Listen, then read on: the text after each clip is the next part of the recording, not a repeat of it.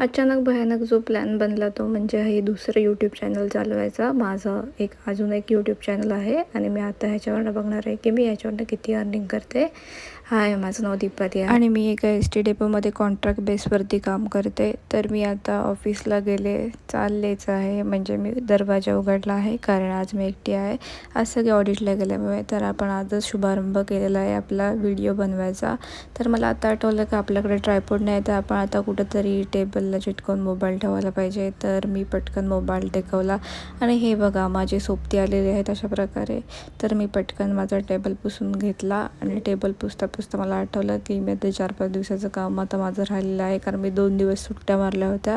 त्याच्यामुळे मी माझं काम संपवलं आणि पटकन घरी गेले. जेवून आले घरी जाऊन आणि जेवून आल्यानंतर मला पटकन आठवलं की अरे मला पैसे काढायचे आहेत आणि पैसे काढायला जाणार होतो. तर बघते तर एवढा पाऊस पडला होता, त्याच्यामुळे एवढा चिखल झाला होता डेपोमध्ये.